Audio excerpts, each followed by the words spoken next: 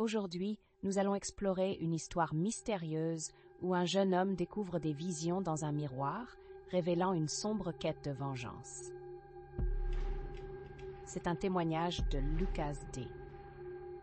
Je m'appelle Lucas D et j'ai 28 ans. Passionné par les histoires de frissons, je suis souvent plongé dans des récits horrifiques provenant de tous horizons. J'ai grandi dans une ville tranquille, un petit village du nom de Saint-Laurent, entouré de forêts denses et de mystères. Tout s'est intensifié il y a quelques mois, en plein hiver, lorsque ma curiosité a pris une tournure bien sombre. Un soir, alors qu'il faisait particulièrement froid et que le vent hurlait comme une bête enragée, je me suis retrouvée à la maison seule. Mes amis étaient tous occupés par leurs propres préoccupations et j'avais décidé de m'adonner à ma passion pour le paranormal. Sur un coup de tête, je me suis mis à fouiller des histoires sur des phénomènes étranges. C'est alors que je suis tombée sur un forum dédié à des pratiques occultes. Dans l'un des fils de discussion, quelqu'un parlait de visions mémorables qui s'étaient manifestées dans un miroir. Intriguée, je me suis sentie poussée à essayer par moi-même. Le forum recommandait un vieux miroir. Un miroir portant des histoires sinistres qu'avaient collectionnées les générations passées.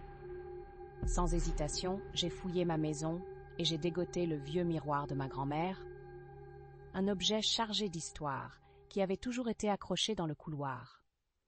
La surface était ternie, ce qui lui donnait une aura encore plus mystérieuse. J'ai alors décidé de l'installer dans ma chambre, face à ma fenêtre. Alors que la lunette de la nuit était pleine, j'ai éteint les lumières et j'ai commencé le rituel. J'ai allumé une bougie et j'ai murmuré les mots rituels que j'avais trouvés sur le forum. Je pouvais sentir mon cœur battre la chamade, mais j'étais déterminée. À un moment donné, la flamme a vacillé et tout à coup, le reflet dans le miroir a commencé à vibrer. Ce qui s'est ensuite passé était difficile à expliquer. J'ai vu une ombre derrière moi. Je ne me suis pas retournée tout de suite. L'angoisse m'a paralysée. L'ombre semblait onduler comme une fumée noire, jusqu'à devenir distincte et former une silhouette humaine. J'étais pétrifiée, incapable de bouger. J'ai finalement décidé de me tourner lentement, et quand je me suis retournée, il n'y avait rien. Des murmures angoissés ont commencé à émerger autour d'eux. Je pouvais à présent voir le visage de quelqu'un d'autre. Un homme à l'apparence faible, presque désespéré. Ses yeux étaient vides, et son visage exprimait toutes les peurs du monde. Je savais que quelque chose ne tournait pas rond. J'ai décidé de percer le mystère. La nuit suivante, armée de courage, je suis retournée devant le miroir. J'ai posé la question qui me hantait. « Qui es-tu » À ce moment-là, le reflet a commencé à se déformer et j'ai franchi une frontière qui ne devait pas être franchie. L'ombre m'a murmuré une histoire de souffrance et de trahison. Il s'agissait d'un homme qui avait perdu son père, une figure de pouvoir dans notre village. Un esprit tourmenté, piégé entre deux mondes, errant pour revendiquer vengeance. L'homme dans le miroir avait été un sorcier, accusé à tort d'avoir causé la chute de la famille de ma grand-mère. Il avait été banni, maudit, et s'était engraissé du désespoir de ceux qui l'avaient emprisonné. Il m'a fait une terrible révélation. Il ne pouvait pas quitter le miroir tant que sa vengeance ne serait pas assouvie. Il a commencé à me montrer des images d'hier, décrivant des événements poignants qui s'étaient produits à Saint-Laurent, des rituels, des cérémonies où la trahison avait fait couler le sang.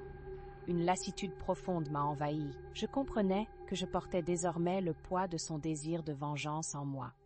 Il m'a demandé de libérer son âme, de le venger sur ceux qui l'avaient trahi. Je savais qu'il s'agissait d'une voie sans issue. Au lieu de cela, j'ai pris la décision de lui redonner l'honneur qu'il n'aurait jamais dû perdre. J'ai commencé à fouiller dans les archives et les livres de l'histoire de ma ville, cherchant à comprendre le récit et à rétablir la vérité. Les jours se sont écoulés et les heures passées dans la lecture des manuscrits anciens sont devenues mes meilleurs amis. Une fois que j'ai trouvé la vérité, j'ai organisé une cérémonie pour le libérer de son fardeau. Avec des mots profonds, j'ai remercié ce sorcier malheureux pour son enseignement, lui promettant d'effacer ses souffrances du passé. Alors le miroir a vibré à nouveau. L'ombre a reculé, s'affaiblissant et disparaissant dans un luminescent éclair de lumière blanche. Désormais tout semblait calme. Le miroir était devenu un simple objet et la peur qui l'accompagnait s'était dissipée. Toutefois, une voix intérieure me murmure souvent de rester vigilant. Qui sait quels autres secrets peuvent se cacher derrière les reflets de la vie? Parfois, il vaut mieux ne pas chercher à déterrer le passé. Les ombres demeurent, même si elles ne sont plus visibles. Ainsi, cette expérience m'a ouvert à une autre dimension de la réalité. Et chaque fois que je me regarde dans un miroir, je me demande qui se cache derrière cette surface et quel autre mystère pourrait s'ouvrir à moi si je le souhaite.